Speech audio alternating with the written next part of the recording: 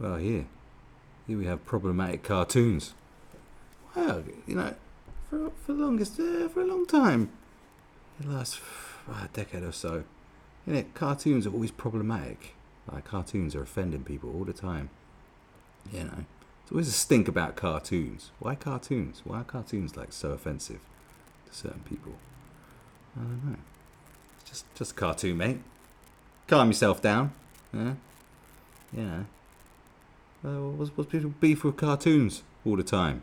People shooting up places, burning stuff, getting them banned. Bloody cartoon, mate. Apparently, the New York Times cartoon ban leads to a world where we say nothing at all. So apparently, cartoon has been banned. Why? Well, apparently it's looking a little bit anti-Semitic, as they say. What does a newspaper do if it publishes an anti-Semitic cartoon? Determine that it won't do so again, or stop publishing cartoons. The New York Times appears to have taken the second route. Stop publishing cartoons. In April, its international edition, which is distinct from its US edition, ran a syndicated cartoon by the Portuguese cartoonist Antonio Moreira Antunes that depicted the Israeli Prime Minister Benjamin Netanyahu as a guide dog leading a blind Donald Trump wearing a yarmulke. It was widely condemned as anti-Semitic. The New York Times published a long apology and decided to end all syndicated cartoons. Good Lord. Now, point is, whether you're pro or anti-Israel, whatever it is, it's just a cartoon of what? Netanyahu as a guide dog leading a blind Donald Trump wearing a yarmulke. Okay. It says a lot about, you could say, Donald Trump is a fake Jew, or or whatever. Like, his champion of Israel is about something else, or who knows what it means. It's open to interpretation. That's art, isn't it? Whether it's good art or bad art's still open to interpretation. Whatever. However, there is a big problem because they changed the meaning of anti-Semitism. They added things to it a couple of years ago. What was it, a year ago? It wasn't that long ago. Which has made a lot of stuff that people say, by definition, anti-Semitic. Like, you're committing an act of anti-Semitism by saying certain things. Because they changed, they moved the goalposts, they changed it, which includes things said about Israel. That's right. Something you will notice, I'll say this delicately, because I think Israel gets a bad rap all the time. Most of the mainstream media, people will tell you that no, the mainstream media champion Israel. No, they don't. Like, if you look at the whole media as a whole, it's literally the general rhetoric is F Israel. It's like, it's Israel bashing constantly. And I'm like, well, you need to look at both sides of things and know a bit more about history. I don't know everything, but I know more than some. So what I'm saying is, but the thing is, one of the problems is, Judaism and Israel, Judaism and Israel have sort of a history of being a bit triggered when it comes to certain things like this. Judaism and... Did I say Judaism and Israel? Or Judaism and Islam? I can't remember what I said. Judaism and Islam. That's what I meant to say. If I did say that originally, I don't know. But who knows? But that's what I mean. They do. They constantly get bent out of shape over certain things. And we look at the Count Dankula situation. That was a bit much. Look at Charlie Hebdo. That was a bit much. Obviously, Jews are generally a bit more chill when it comes to it. They aren't bombing stuff and shooting people. But they do get bent out of shape quite easily about certain things. As soon as they think something is anti-Semitic, they just go after it and they get it shut down. And that's kind of... they just do that. That happens quite a lot. And it happens a lot with Islam as well. They're like, we don't like that, these cartoons, especially when it comes to cartoons and shit. And it's like, can you just all just chill out a little bit? Because you sort of don't do you don't do yourself too many favors by getting this bent out of shape over something that you, because of a perception, your perception is immediately like, this is against my people and against what I believe in and against my ethnic identity and so on and so forth. It's like, no, not necessarily. You need to chill out a little bit more, They sort of, but they do get a bit triggered, and that is a criticism that a lot of people have of the Jews. And I definitely do believe there's a hell of a lot of anti-Semitic stuff that goes about that is really anti-Semitic, but gets a pass. It's very strange. So there's some stuff that definitely is, and everyone seems to be fine with it.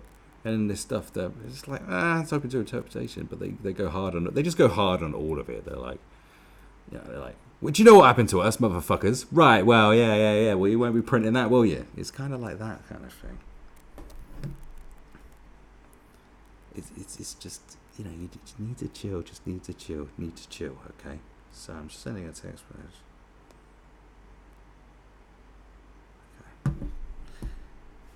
So, what about this thing? In April, its international edition, so it was widely condemned as anti-Semitic. The New York Times published a long apology and is not going to do any more cartoons anymore. So they threw their toys out of the pram, basically. So no, that's not what you do. Why don't you stand strong? On Monday, it announced that it was dropping all cartoons, syndicated and in-house, from its international edition. The newspaper did not deny that the decision was linked to the furore over anti-Semitism, but insisted that it wanted to bring the international edition in line with the US edition, which abandoned political cartoons some time ago. Cartoons are the cutting edge of free expression because they are dangerous by their nature. They can be shocking, offensive, disturbing. Often they cross the line. But they can also expose power and pomposity with a clarity and sharpness unique to a cartoon. Yeah, sometimes, but a lot of them are just fucking bullshit. Let's face it, I'm just playing devil's advocate. Sometimes like, yeah, right, that was good. That's why the most regressive regimes in the world routinely jail cartoonists. So Yang Yafei in China, Atina Farghadani in Iran, and Musa Kart in Turkey, Ramon Esono Ibali in Equatorial Guinea. And then, of course, there are the Charlie Hebdo cartoonists murdered for the offence they caused. A commitment to freedom of expression requires us to accept that we will make mistakes when that happens, and however strong the backlash, our response cannot be to hide away from the very possibility of making any more mistakes. That way leads to a world in which we refuse to say or publish anything dangerous at all. I've seen some articles by this guy before in The Guardian that have been like, oh, okay, yeah, he's got a good point. He seems to be like the only sensible person writing there at the moment. It's true, but then you'd have to say, well, what if it goes the other way, which a lot of people say, yeah, but what if it's a cartoon about this? Would you like that? I couldn't see any British newspaper, to be honest, publishing anything a bit spicy about Islam at the moment. It just wouldn't happen. Despite what happened with Charlie Hebdo, where everyone was like, Je suis Charlie, let's stand for Charlie Hebdo. Well, let's change our profile picture on Facebook to the fucking French flag as we stand by Charlie Hebdo and what we believe in. All that shit's gone out the window since Charlie. I don't know if you noticed, but people now will be like going, well, you deserved it. No, you should be banned for life. Well, getting murdered is the least of your problems. If you weren't murdered, we'd deplatform you anyway. It's kind of like, it depends on what... It depends, doesn't it? People are picking and choosing what they want to be outraged by and what should be banned. Got Joe Brand making a silly joke about throwing acid. And just because, we've had acid incidents, it's like, all right. But Danny Dyer said this silly thing years ago, and he's like, oh, you should chuck acid in her face. Remember that one? It was asked about some advice, him just being stupid. There was outrage over that too. Some people just don't like people talking about chucking acid in people's faces. But it's a joke. It's still a joke, Yeah, I mean, so it's selective outrage on all sides, You can look at it and go, that's not cool, I'm not into that, but fair enough.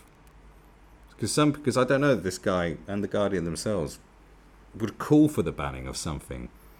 Look at Soph, our Commander-in-Chief, Lieutenant Corbis, the young girl with the pottiest mouth on planet Earth, making this edgy content, just being snarky and satirical stuff about Islam. That's ticking all the boxes here. They're calling for her to be deplatformed. People that would be at the Guardian would call for that to be deplatformed, for that to be banned outright. You know. Talk about repressive regimes in the world that routinely jail cartoonists. Okay. What about what about Count Dankula make a silly video about like teaching a pug to do a salute? It's just the most silly thing. It's just absolutely silly. You know, he got charged. I'm going to talk about repressive regimes, pointing your fingers at loony countries like China, Iran, and Turkey, and Equatorial Guinea. Yeah, really? Yeah. You know, what happened to maybe we should fix what's going on in our own backyard first before we start pointing fingers around the world going, you. Like, come on. What's going on with what we do? Challenge it. Go on, I challenge it. I challenge you. You know, make a funny cartoon about something that definitely wouldn't be felt, which like, let's say the left-wing media wouldn't like, and the right-wing media wouldn't like. Go on, see how they feel. You know, Netanyahu with a, leading as a guide dog leading Donald Trump with a yarmulke isn't much. Well, why don't you do one of, I don't know.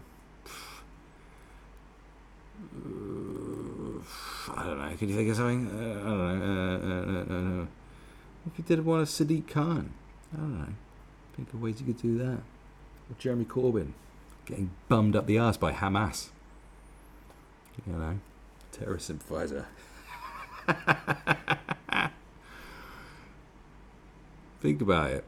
You know, you can't just go, oh, freedom of expression, je suis Charlie. We don't, this is an outrage. Yeah, well, I've heard plenty of people calling for the similar things in this country and in the supposed free countries. You know, it's a huge double standard out there. Huge double standard. So, when it suits you, it's outrageous. When it doesn't suit you, apparently it's justified. That's the world we live in.